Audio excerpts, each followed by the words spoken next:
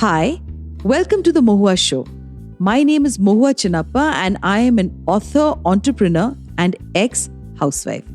This podcast is about everything from business to technology to arts to lifestyle, but done and spoken ईमानदारी से. Hi, in today's episode, we have Sangeeta Relan with us. With an illustrious 3-decade career at Delhi University and a commitment to gender diversity and women's empowerment, she is a trailblazer in every sense. Sangeeta is not only an academician, but she is also the founder of About Her, an e-magazine that's transforming the narrative on women's issues, passions, and empowerment. Her love for saris and dedication to handloom are equally noteworthy. Let's delve into her journey, her vision for gender diversity, and a path to empowering women through About Her. Welcome, Sangeeta, in today's episode. So let's just begin with the first question. Your journey in academia has been remarkable. So could you just share your inspiration for pursuing a PhD in corporate governance and gender diversity? What was your aim to achieve, with this research? So, as you mentioned, and first of all, of course, thank you for having me on the show. As you mentioned, I've been teaching for over 3 decades now, but I kind of never felt that I needed to do a PhD to connect to my students. So I've always been very student friendly, been available, at all odd hours, much to my family's, displeasure. But I always felt that my reason to be there was not only to impart knowledge in the bookish sense, but to be there, as a mentor, as a guide. So first of all, it never entered my into my head. Of course, I had other people who were doing it around me, but somehow it never kind of resonated with me. Of course, along with that, there were the family issues. My husband was a high flying corporate executive. I had 2 young kids. I was in a nuclear family. And of course, my work. So I never thought about it. But then, as my children grew up and, I had more time on my hands, especially when my older one went to college, I started thinking about doing something in the space of women and not exactly their empowerment, but something to make their voices heard, which of course I will come to later. And after about 5, 6 years of doing that, it was a colleague who nudged me in this direction. She said, "You're so vocal and so passionate about gender. Why don't you look at your PhD in this area? You don't have to do anything that you don't like." And now we do have this, like you can kind of step into other areas, so to say. I mean, I am from the commerce background, so you don't have to do a PhD in commerce. You can, kind of do an inter kind of a thing. So that is how I got into it. And I gender diversity is very close to my heart. So I feel that first of all, by doing my PhD, I'll get a better understanding of the topic. And when you get a better understanding, I think you're able to convey your thoughts, your ideas to other people in a better way. So that is the whole idea behind doing this.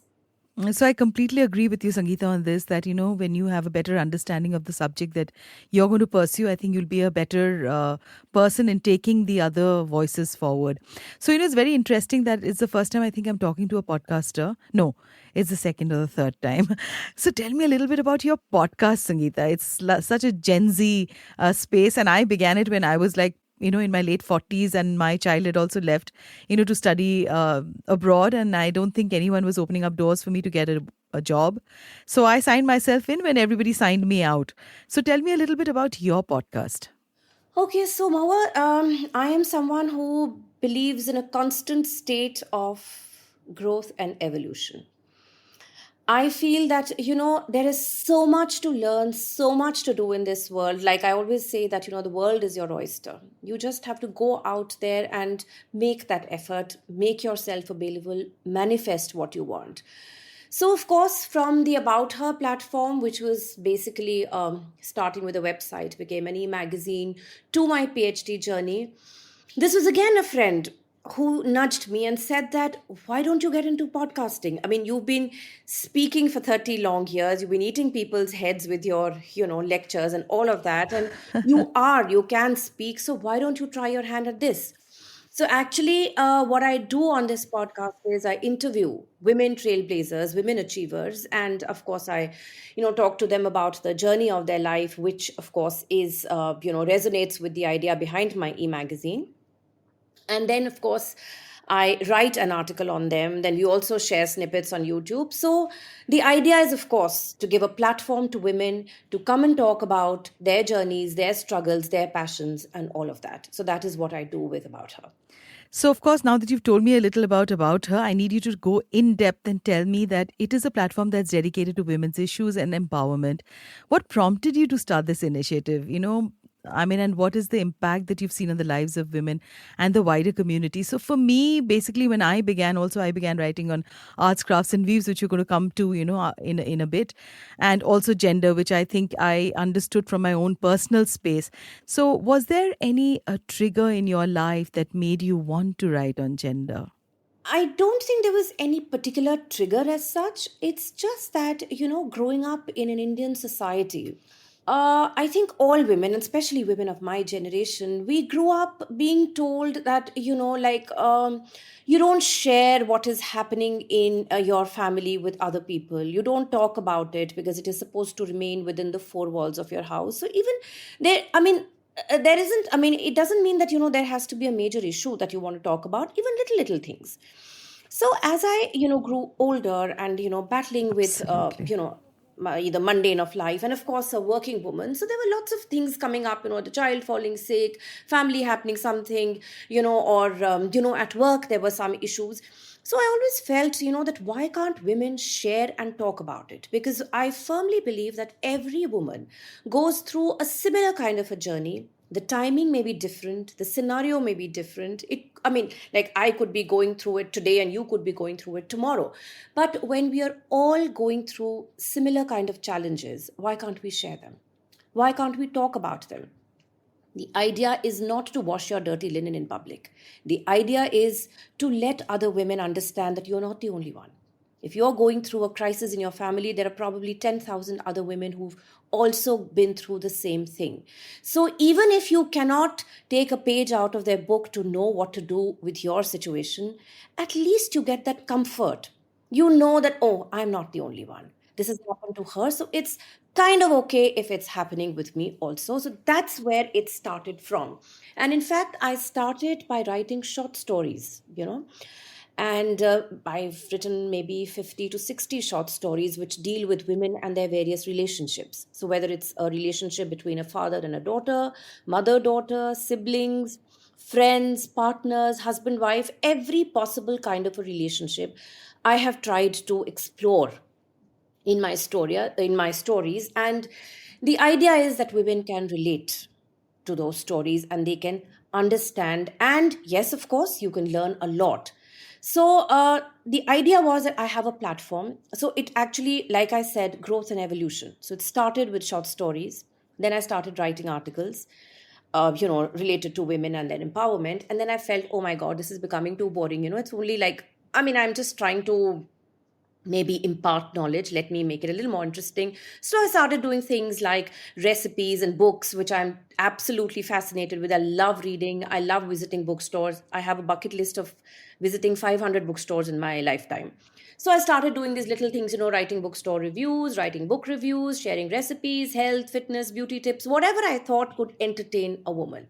So that was the whole idea: connect, get entertained, and if you want to share your story, you can do that.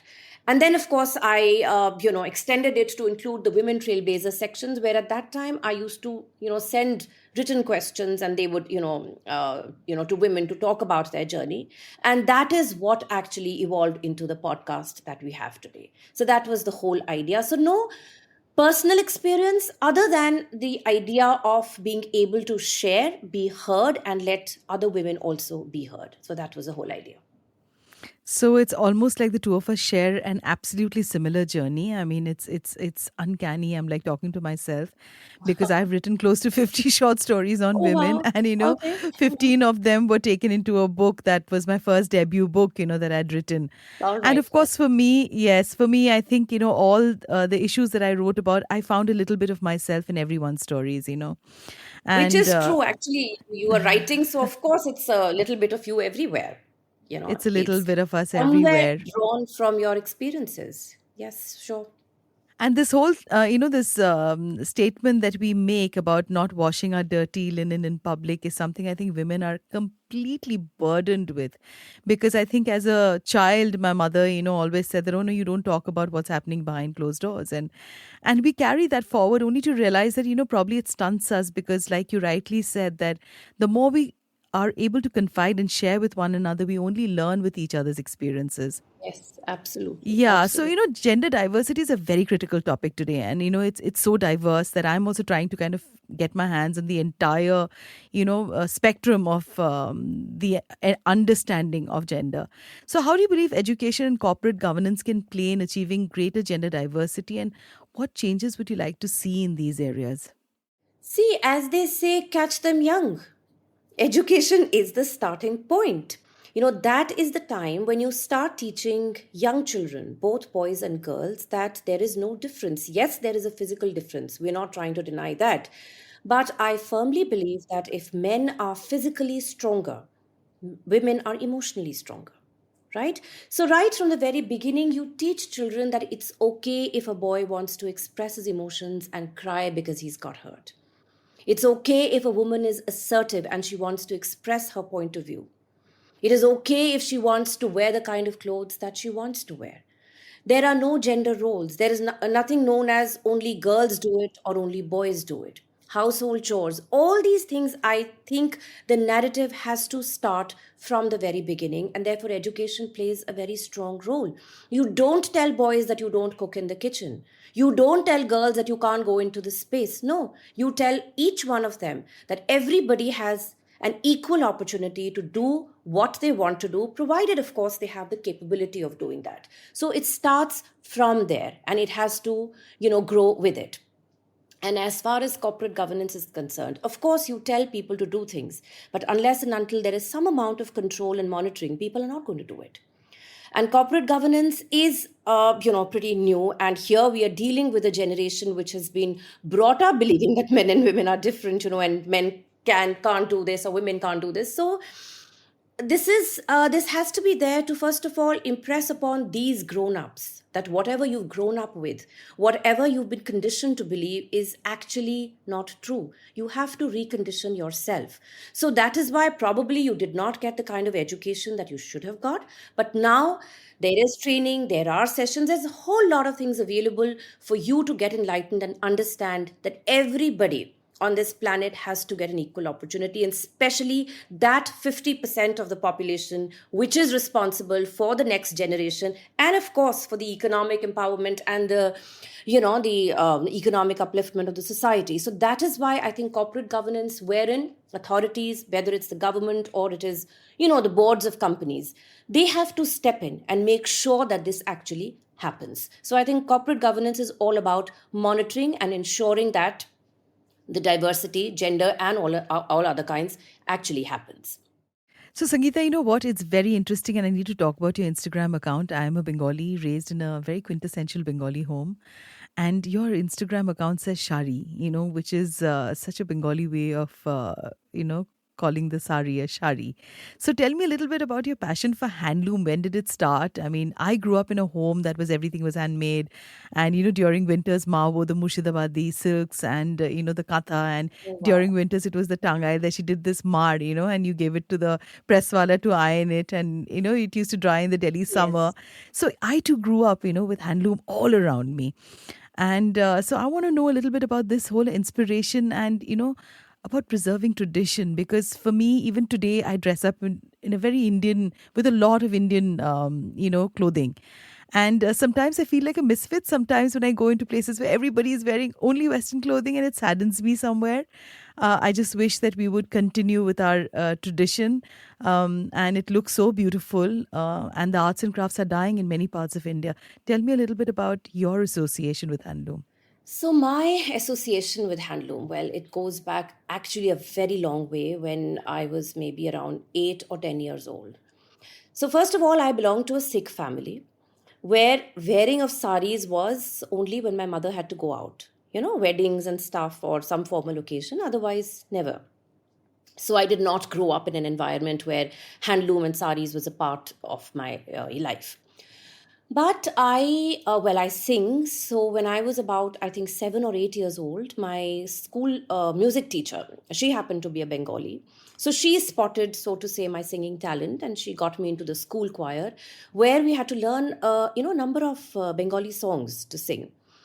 And that is when I remember for one of those functions, I had to wear a sari, and I was very short, and I could not wear a normal sari. So my mother had to fold it into two and then make me wear it. So the traditional lal par, I think that's what I wore. And so then that was my first, so to say, initiation into saris. Then of course, as I grew up, so of course I grew up when Doordarshan was a very big thing, and you had these news readers in their crisp beautiful saris speaking very well, and every day dressed up like beautifully, and I would just look at them and I would want to be like them. And actually, Mohua, if I were to confess, I think today somewhere my podcast and my saris, though worn at different times, have somewhere, this is a culmination of my dreams, so to say. So, anyways, when I used to look at them, I used to feel, okay, I also want to wear these kind of saris. But of course, that time in school, where would you wear them other than, for the school functions? Then, as luck would have it, I got into teaching. And teaching, of course, means that you do have the option. And not only did I have the option, but I joined a college, Kamala Nehru College in Delhi University, where it was mandatory to wear a sari. So that's where, I started building my sari collection. And now, of course, I have the option to wear even westerns for that matter, but no, I continue to wear a sari day in and day out, and handlooms largely. But you'll also catch me attending a cocktail evening or going to a nightclub wearing a satin sari and a halter. I don't care what people think, I don't care what they say, this is me. Not to say that I don't wear other clothes. Yes, I do. I do wear my dresses and all when I go to, the US where my younger son lives. But even here for that matter, but largely I'll wear a sari. Okay. Now, sari, as far as women are concerned, I always believe, I'd written an article on it actually, that sari is the most sensuous form of attire that a woman can ever wear. You look like $1,000,000 when you wear a sari. It shows you off in the right way. And of course, there are so many different ways of teaming your sari with the blouses, accessories. Where will you find this variety, this diversity anywhere else? I mean, you have people from other countries, waking up from their beiges and blacks and grays and, looking at our saris, and our country, there is so much of diversity. You go to the north, you go to the south, east, west, everywhere you have different weaves, you have different embroideries, you have different fabrics. I mean, you're spoiled for choice. Why would you look at anything else? I mean, that's what I believe.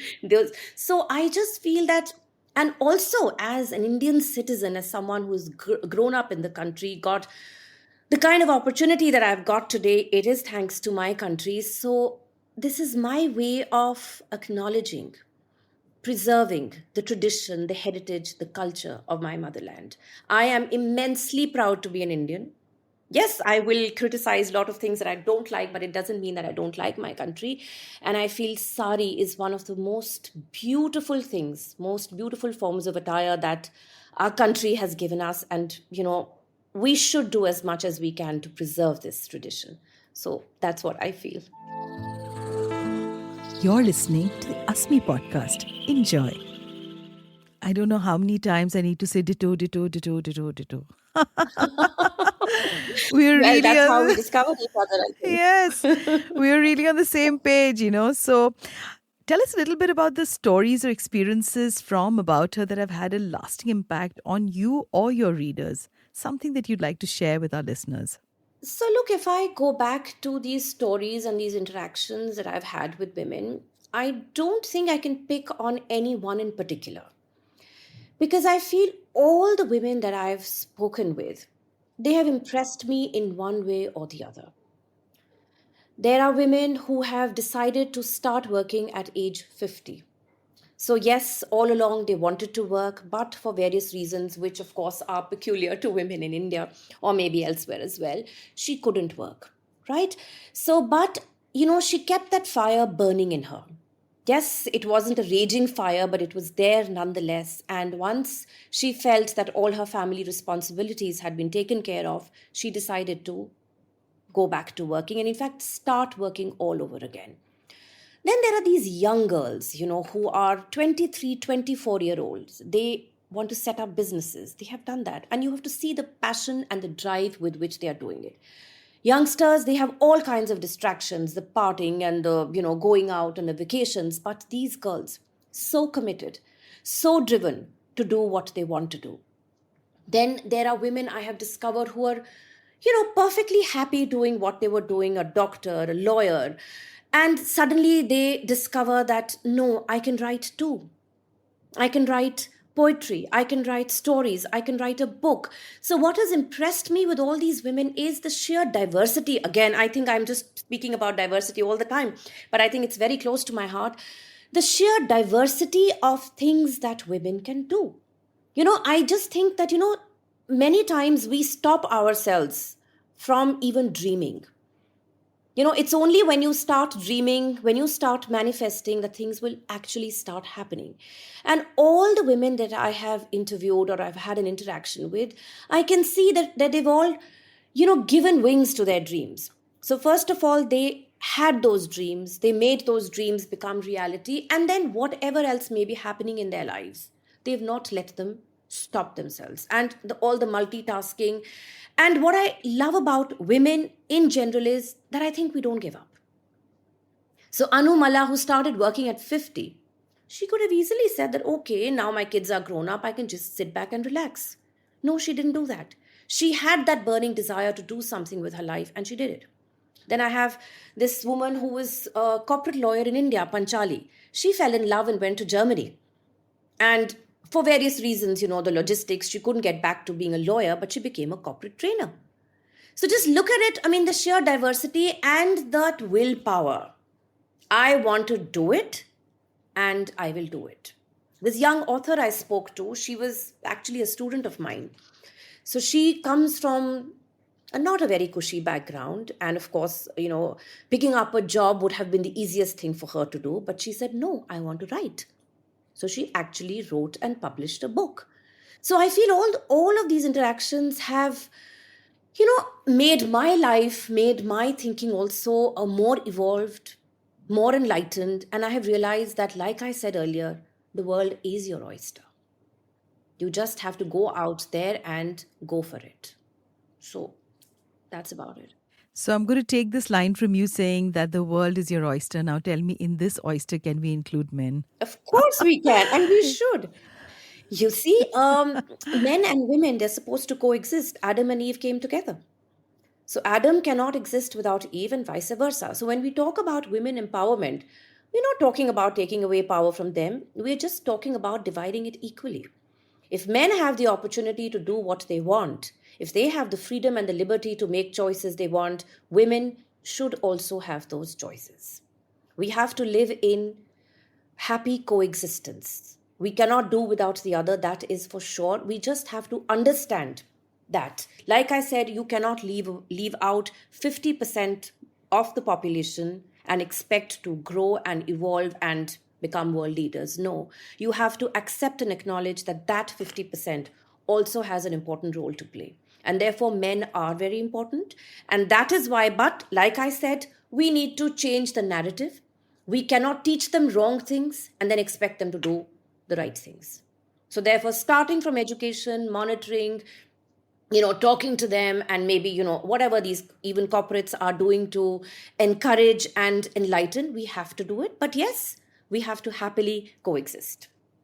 So, Sangeeta, you know what? It's not easy, right? There are obstacles. I mean, I have had a lot of obstacles when I began my work. I had so many people giving me these long, tall bills, which only took me about, not only, it took me about 3 years to realize that a lot of them, saw that fire in me and they wanted to, and also saw the vulnerability of a homemaker like me who wanted to reboot her career all over again.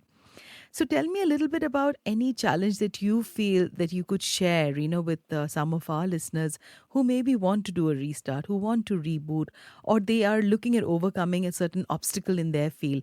What is it that you would tell them? So, starting with my own journey, if I were to go back, first of all, I must tell you, I come from an extremely, what should I say, empowering background.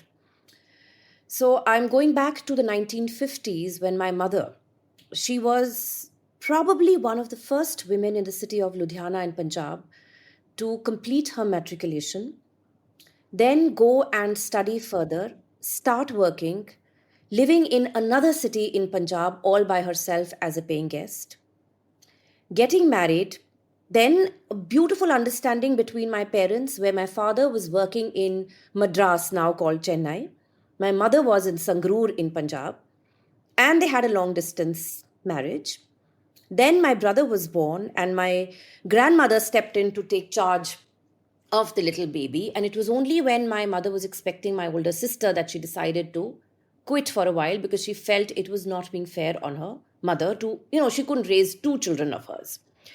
So coming from there, I think my all my inspiration, I mean, hats off to my parents, and I think everything today, whoever I am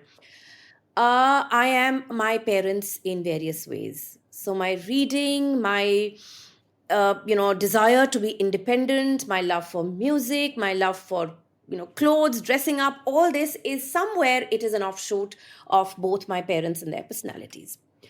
So coming from that kind of a background, the challenges that I faced, sometimes I wonder what happened to me.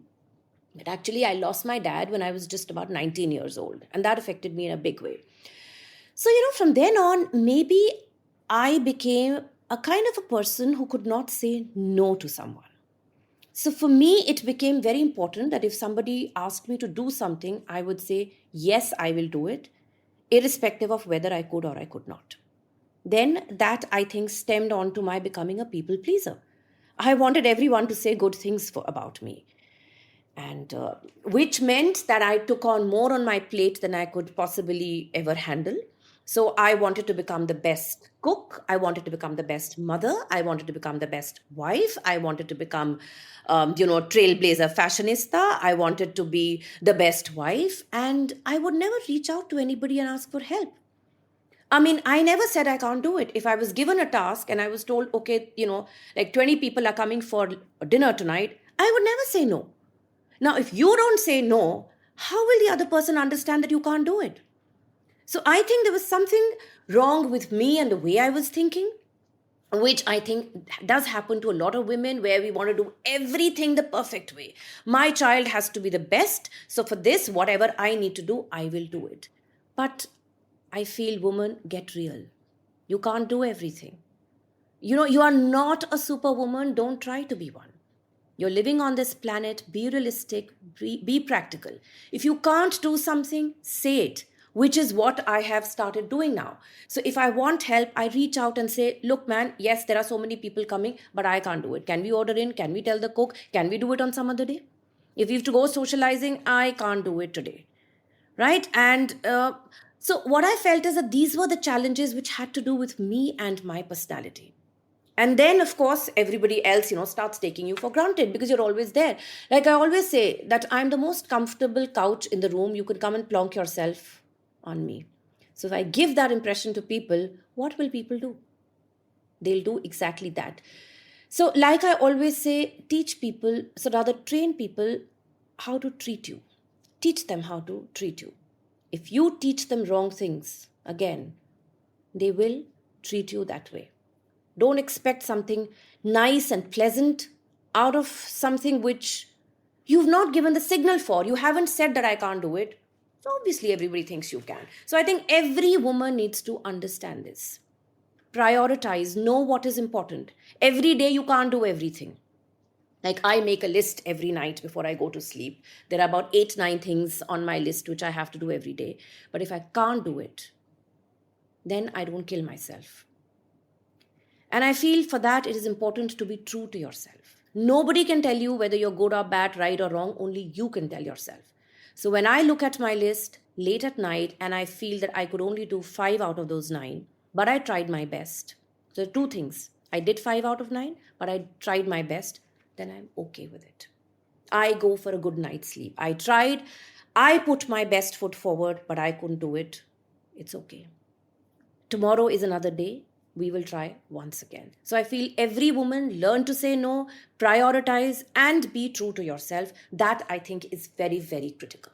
So before I leave you, Sangeeta, I mean, you've spoken really to my heart that I have also learned to say no at a very, very late stage in my life. We've always been burdened with the whole image of being this good girl, and it's just a post that I wrote today itself saying Yes. that, you need to be the good girl. And they said, shh, be the good girl. So, what are your Can I future? interrupt? Yes, please. So, as a child, I was never a good girl. And I think I was always the rebel, always, having this, what I call the foot in the mouth disease. But I think as I grew up, and I think my dad's passing away affected me, I wanted to become a good girl. And that's how all this, happened. Anyways, yeah. So, what are the future plans or projects that are in store for About Her and your pursuit of gender diversity? What are the things that you've got ahead? And how is it that our listeners can also support your endeavor? That would be wonderful. And you could share your Instagram account, a phone number where they can get in touch with you if they have a story to share or they have anyhow that they can be a part of your work. Absolutely, I would love that because, see, I want this community of About Her to become bigger, better, and stronger. I wanted to reach out to as many people as possible, men and women both. And in fact, one of my plans is that though on my podcast, I talk to women trailblazers. At some point, I'm going to get men also and ask them for their take on women trailblazers and how women can become those trailblazers. Like I said, we have to live together, we have to coexist. So, definitely, I wanted to become as big as possible. I want it to reach out to as many people as possible. And of course, the community at large, I am always open to who do you think can be a part of this show. So interestingly, I have this, these two sisters who are doing, a series with me. So one of them has already done. I'm looking to the other sister and then their mother. All of them have been trailblazing in some way or the other. So I'm always open to suggestions, always, because I just feel the bigger we become and, more people we are able to reach, it'll be more effective. That's the whole point. If I am sitting and talking to you and nobody knows about it, and then it's only you and me, that's not the point. It has to be you, me, and as many women as possible. That is what I see, and that is what I'm working towards. Thank you so much, Sangeeta, for being on today's podcast. And I wish you all the best with About Her. And I look forward to meeting you in person because throughout, as I was listening to you, I just kept wanting to tell you ditto, ditto, ditto. Thanks once again. Thank you so much for having me in the show, on the show. It was an absolute pleasure. And I think, it's the vibes. I think, when you see that the other person is receptive and what you're saying resonates with them, you're also, you get a free flow and you're able to express all your thoughts and emotions. So thank you very much for having me on the show. Thank you, Sangeeta. This was beautiful. Thank you. To you, our dearest listeners, you can find us on your favorite streaming services, Spotify, Amazon Music, Apple Podcast, and of course on all other major streaming services. With loads of love, we are The Mohua Show, where we talk ईमानदारी से.